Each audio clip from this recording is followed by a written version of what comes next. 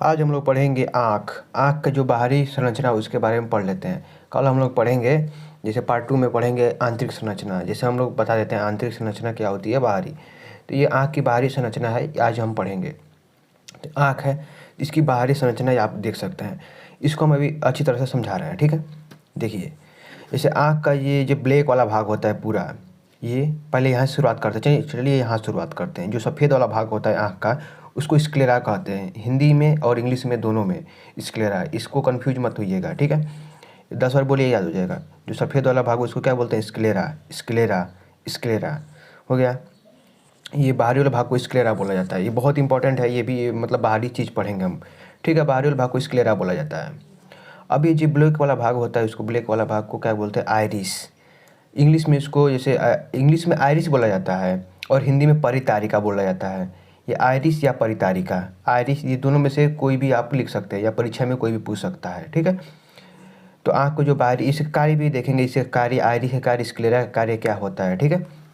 अब देखिए, इसको पुपिल्स बोला जाता है। पुपिल्स मतलब पुतली, ठीक है। बीच वाला जो ब्लैक वाला भाग होता है उसको पुतली बोला जाता है। 4 चीज़ है। और इसके जो परत लगा, झिल्ली लगा होता है, जैसे आँख छुएंगे ना तो ऊपर एक झिल्ली लगा रहता है, उसे कार्निया बोला जाता है, ठीक है। उसको कार्निया बोला जाता है यहाँ से। अब देखिए, अब आइरिस के कार्य देखते हैं। पहले आइरिस का कार्य क्या होता है और उसके बाद हम देखते हैं, ठीक है। देखिए, आइरिस का यहाँ पर कार्य देखिए।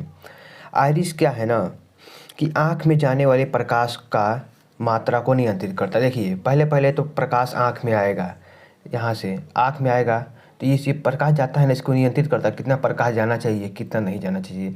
मतलब अधिक प्रकाश चलेगा तभी दिक्कत होगा, कम जाएगा तभी भी दिक्कत होगा। तो ये प्रकाश की मात्रा को नियंत्रित करता है कौन? आइरिस। ये ब्लैक वाला भाग कौन करता है? ये जो ब्लैक वाला भाग है ना, ये क्या करता है ना, प्रकाश की मात्रा को नियंत्रित करता है। जैसे कि जितना इसका औकात है उतना प्रकाश ये लेता है, बस ये समझिए।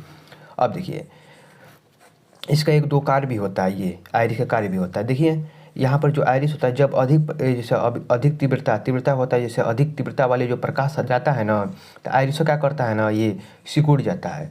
ये कहता है कि हम उतना प्रकाश लेंगे ही नहीं। समझ में आ रहा है कि नहीं? जैसे कहने का मतलब है कि जो आइरिसवा है ना, ये मतलब अधिक प्रकाश मतलब इसे भेजेंगे ना तो सिकुड़ जाता है, ऐसे सिकुड़ जाता है। कहता है कि हम प्रकाश लेंगे ही नहीं अधिक का। ये समझ लीजिए बस इतना ही से, क्योंकि ये प्रकाश की मात्रा को नियंत्रित करता है ना, तो जितना औकात है उतना ही प्रकाश इसको चाहिए। अब देखिए, और जब ये कम प्रकाश तीव्रता वाला भेजते हैं ना तो आइरिस ये फैल जाता है। अब देखिए, दोनों कहानी बताते हैं। जब आप धूप में जाते हैं, पहले बात तो ये मतलब धूप में जाते हैं तो धूप से अंदर नीचे आते हैं घर में, तो अंधेरा दिखाई देता होगा। क्यों, ये भी बता रहे हैं। जब छत पर जाते हैं तो प्रकाश की मात्रा अधिक रहता है, बहुत अधिक रहता है ना, तो ये क्या करता है ना, सिकुड़ जाता है। सिकुड़ता बहुत तेज़ है, अब फैलता बहुत धीरे से है। तो अंदर आते हैं, सिकुड़ गया हुआ है, ऊपर से आए हैं प्रकाश की अधिक मात्रा में, तो ये सिकुड़ गया है। अब नीचे आए हैं, मतलब अंधेरे में आए हैं, तो ये क्या होगा, ये फैलना चाहिए ना इसको, तो धीरे धीरे धीरे धीरे फैलता है, तभी आपको एकदम अच्छी तरह से दिखाई देता है। ना तो अंधेरा ही दिखाई देता होगा आपको जब छत पर से आते होंगे तो धूप में से।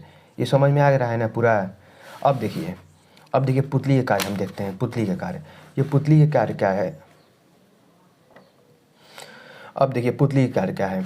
पुतली के कार्य क्या करता है ना, ये पुतली, ये आइरिस के बीच पाया जाता है। देखिए, ये आइरिस है यहाँ पर, ये आइरिस है ना, ये पूरा, ये पुतली। देखिए, पुतली समझते हैं।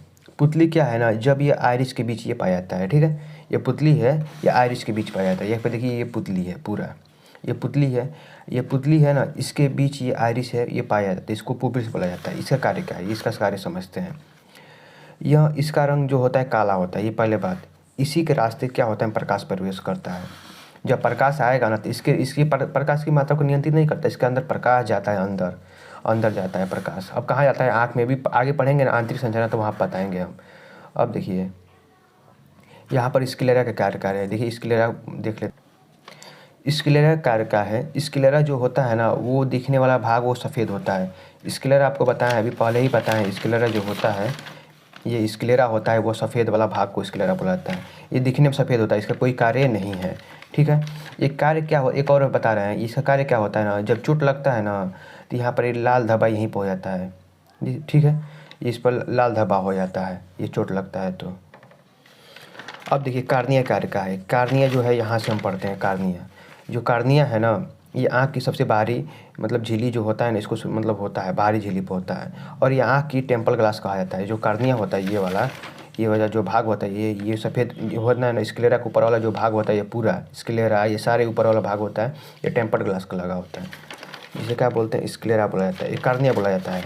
कार्निया जो होता है ना, ये टेम्पर्ड ग्लास कहा जाता है। और यह रक्त का में संपर्क में नहीं होता, ये रक्त इसमें नहीं होता है। और ये नेत्रदान के समय कॉर्निया दान किया जाता है। ये इंपॉर्टेंट प्रश्न यहाँ पे बनेगा, नेत्रदान के समय क्या चीज़ दान किया जाता है? कॉर्निया। तो ये कॉर्निया समझ में आ गया पूरा? ठीक है, तो वीडियो कैसा लगा यहाँ पर नीचे कमेंट में बताइएगा, और चैनल पर नए चैनल को सब्सक्राइब कर लीजिएगा। धन्यवाद।